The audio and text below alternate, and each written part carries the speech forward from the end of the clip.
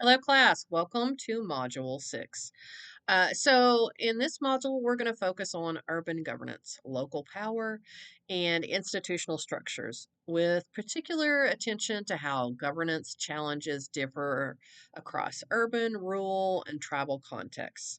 So, building on earlier discussions of shared authority, intergovernmental conflict, and collaboration, this module examines how local government structure and capacity shape intergovernmental problem solving in practice. Module 6 kind of centers on local governance because institutional design plays a critical role in determining how authority is exercised and how governments interact across levels. So, decisions about local government form, administrative organization, and regional coordination kind of influences accountability, representation, and policy implementation. So, while large cities often receive the most attention in governance debates, rural government and tribal nations operate within distinct institutional environments that present different constraints and challenges. A central theme in this module is the relationship between governance structure and administrative capacity. So, urban governments often have greater staffing, professional expertise, and fiscal resources, which can support more complex policy initiatives and some intergovernmental engagement.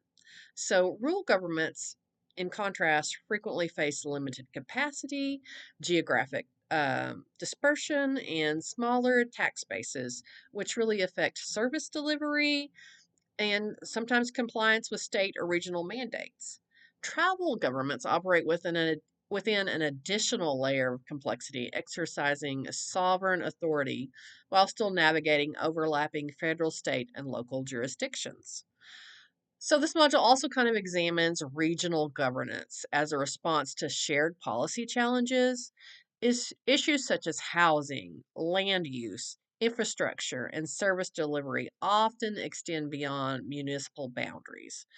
And this requires coordination among multiple governments. So, regional approaches can support collaboration and planning, but they also raise questions about representation, local autonomy, and equity. So, these tensions are particularly visible when governance frameworks are designed without sufficient attention to differences in capacity or authority across jurisdictions. An additional focus in Module 6 is how institutional structure influences intergovernmental conflict and cooperation. So, governance systems that emphasize professional management, role clarity, and long term planning may support stability and coordination. But institutional design alone cannot eliminate conflict rooted in power imbalances or even jurisdictional overlap. Understanding these dynamics is essential for public administrators working across diverse communities and governance settings. So, throughout the module, consider how urban, rural, and tribal governments navigate intergovernmental systems that are often uneven and complex. So, rather than treating local governments as interchangeable, focus on how place, capacity, and authority shape governance outcomes in intergovernmental relations. So for Module 6, you have two deliverables: the Module 6 discussion and your reflection. So as you work through the module, pay close attention to how institutional design, capacity, and authority interact or intersect across levels of government. So these issues are central to understanding intergovernmental relations, and it's going to continue to inform our work as we progress through the course.